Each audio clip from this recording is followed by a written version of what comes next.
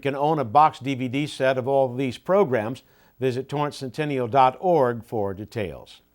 And finally, one of the last surviving Tuskegee Airmen was honored during this week's City Council meeting.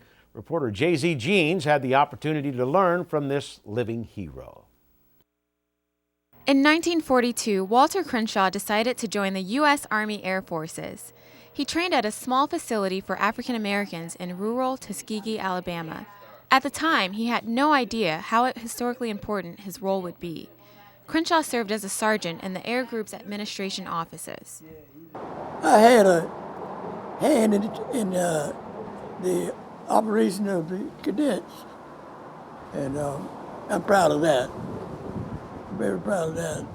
When Crenshaw joined the USAAF, he wasn't trying to break barriers and make history.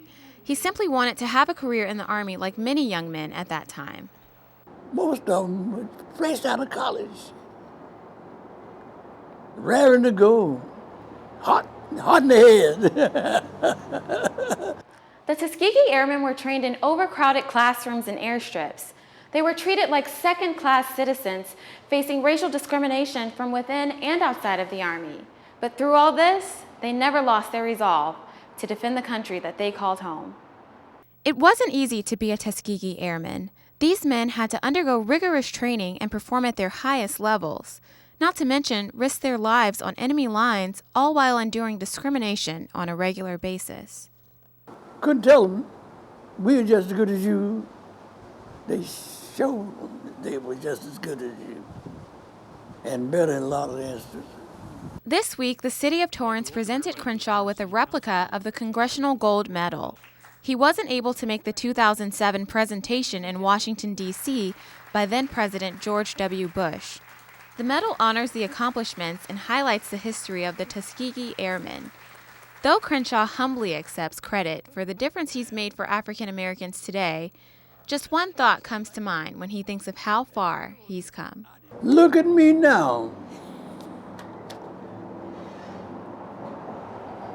I wish my mother could see this. That's all I got to say. For This Week in Torrance, I'm J.Z. Jeans.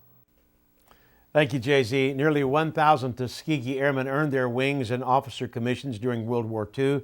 The Congressional Gold Medal the airmen collectively received in 2007 is currently on display at the Smithsonian. And the airfield where the airmen trained is now the Tuskegee Airman National Historic Site.